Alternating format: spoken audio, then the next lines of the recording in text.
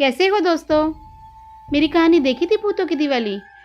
अगर कहानी याद है तो यह भी याद होगा कि किस तरह परिंदू और सोनम ने आरती से दोस्ती की और फिर तीनों ने दिवाली मनाई थी। तुमने देखा था रात को किस तरह कब्रों से भूत निकलते थे। इन भूत और चुड़ैलों में एक सरकटा भी भूत था। बेचारे का सिर तो था नहीं, उसके पास थी केवल मन की आंखें, मन के कान। वो भी आते जाते इन तीनों की दोस्ती को मन की आंखों से देखता रहता था।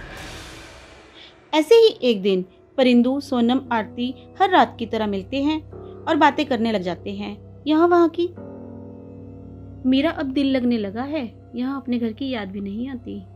आएगी कैसे, हम जो है तुम्हारा दिल लगाने को। वो तो है, अब तो गांव वाले भी हमारे दोस्त जैसे हैं। देखा नहीं था कितने उपहार लाए थे दिवाली पर। मुझे तो यही लगता था कि मैं दिवाली कभी नहीं मना पाऊंगी। चल तेरी सूझबूझ से हमने भी मना ली तेरी दिवाली।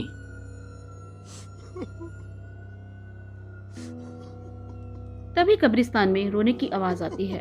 कोई सुबक सुबक कर रो रहा होता है। ये रोने की आवाज कहाँ से आ रही है? हाँ आ तो रही है, लेकिन यहाँ हम भूतों के अलावा कोई नजर भी तो नहीं आ रहा। तभी सोनम देखती है कि आरती के पीछे सिरकटा भूत खड़ा है। आरती, लगता है ये आवाज तुम्हारे पीछे से आ रही है। अरे ये तो सरकटा भूत है। सरकटे भूत, तुम ही हो ना जो सुबक सुबक कर रो रहे हो? हाँ आरती, मैं ही हूँ। आइला, ये तो हम लोगों के नाम भी जानता है। जानूंगा कैसे नहीं, तुम्हारी बातें सुनता हूँ मैं हर रोज। बातें सुनते हो पर तुम्हारे कान तो है ही नहीं। मैं जानता हूँ, ना मेरे कान हैं, ना आंखें और ना ही मुंह। ये सब मैं अपने मन की आंख कान से करता हूँ, जैसे अब कर रहा हूँ। अच्छा तो ये बात है। ये तो बताओ हमारी महफिल में कैसे आना हुआ? आज तक तो साइड से ही निकल जाते थे। मैं तुम लोगों की मदद लेने आया हूँ। कैसी मदद? मैं इस कब्रिस्तान में 10 साल से घूम रहा हूँ, अभी तक मैं मुक्त नहीं हो पाया हूँ। तुम मुझे मुक्ति दिलवाने में मदद कर सकते हो? मुक्ति दिलवाने में मदद? छोटे बच्चे हो क्या? हम भूत खुद भटक रहे हैं, तुम्हें क्या मुक्ति दिलवाएंगे? ये सब बातें सुनकर कब्रिस्तान में घूम रहे एक दो भूत और भी आ जाते हैं और सुनने लगते हैं उनकी बातें। दोस्तों, मरने के बाद कोई ना कोई इच्छा या उद्देश्य ऐसा अधूरा रह जाता है, जब तक वो पूरा ना हो मुक्ति नहीं मिलती। फिर मुझे मुक्ति क्यों नहीं मिली? मेरी इच्छा दिवाली मनाने की थी और इच्छा पूरी भी हो गई। हो सकता है कोई उद्देश्य हो जो अभी भी पूरा ना हुआ हो। इसका मतलब ये है एक दिन हमें भी मुक्ति मिल जाएगी, हम भी दोबारा जन्म ले सकेंगे। बिल्कुल दोस्त। चलो सरकटे, तुम बताओ तुम्हारा क्या उद्देश्य, क्या इच्छा है? मरने से पहले मैं एक बड़ा ही खूबसूरत लड़का था, योगेश नाम था मेरा, और साथ के गांव के राजा के महल में दरबारी था।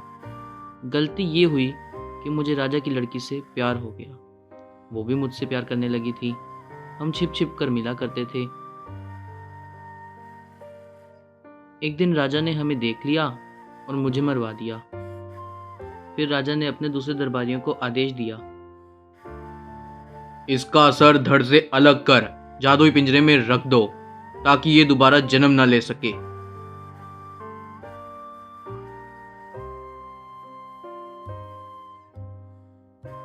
अच्छा तो इसका मतलब ये है कि तुम्हारा सर लाना है उस जादुई पिंजरे से। हाँ परिंदू, बताओ करोगे मेरी मदद? हम कैसे ला सकते हैं? तुम्हारा सर तो जादुई पिंजरे में है। इस कार्य में राजकुमारी तुम्हारी मदद करेगी।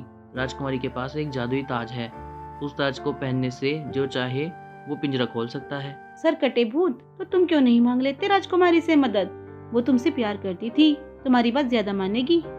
अरे ये सिरकटा क्या मदद लेगा? लेगा भी तो ताज कैसे पहनेगा? सर तो है नहीं इसका। सोनम, सही कहा तुमने।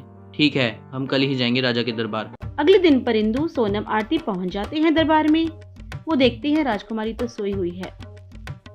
वो राजकुमारी को आवाज लगाते हैं, राजकुमारी, राजकुमारी, ओ राजकुमारी। कौन हो तुम? यहाँ कैसे? इंसान तो नहीं लगते तुम लोग। सही कहा राजकुमारी, हम तीनों भूत हैं। भूत, मैं तुम्हें देख के से पा रही हूँ। मैंने सुना है भूतों को इंसान नहीं देख सकते। क्या मैं मर गई हूँ? नहीं राजकुमारी। तुम्हें योगेश याद है? उसी ने भेजा है हमें यहाँ। मुझे लेने आई हो तुम? योगेश तो मर गया था ना, क्या मैं भी मर जाऊंगी? नहीं राजकुमारी जी, योगेश ने कहा कि आप उसकी मदद करो मुक्ति दिलवाने में। क्या आप उसका कटा सर दे सकती हैं जो जादुई पिंजरे में कैद है? हाँ, पिताजी की मृत्यु के बाद पूरा राज्य मैं ही संभाल रही हूँ। योगेश और मैं बहुत प्यार करते थे, इसलिए मैंने भी कभी शादी नहीं की। राजकुमारी जी, आपका और योगेश जी का प्यार वाकई में सच्चा था। हाँ, आओ, तुम्हें मैं वो पिंजरा और ताज देती हूँ। इस ताज को सर पर पहनते ही पिंजरा खुल जाएगा और योगेश का सर आजाद हो जाएगा। परिंदू, सोनम, आरती राजकुमारी से अलविदा कर सरकटे भूत के पास पहुँचते हैं। सरकटे को मन की आंखों से पता चल जाता है कि वो तीनों वापस आ गए हैं। सरकटा भूत उन तीनों के पास आ जाता है। बाकी एक दो भूत और वहां आ जाते हैं।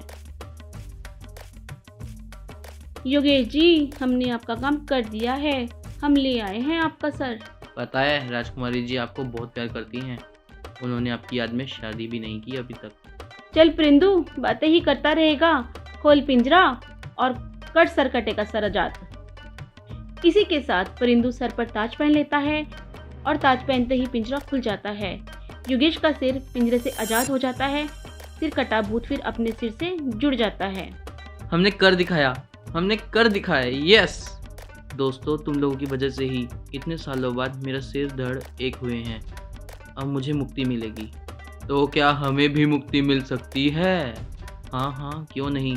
सोचो क्या उद्देश्य है तुम्हारा, और तुम्हें भी मुक्ति मिल जाएगी। सोनम, परिंदू, तो क्या हमें सभी को मुक्ति दिलवानी होगी जितने भूत इस कब्रिस्तान में हैं? हाँ आरती, हो सकता है हमारे जीवन का यही उद्देश्य हो, इन भूतों को मुक्ति दिलवाना। इसी के साथ तारों वाली जगमगाहट होती है और योगेश गायब हो जाता है। सब हैरानी से देखते रह जाते हैं। तो बच्चों, ये कहानी यहीं ख़त्म होती है। ऐसी ही और कहानी के लिए इस चैनल को सब्सक्राइब करना, इस वीडियो को लाइक करना। That's all.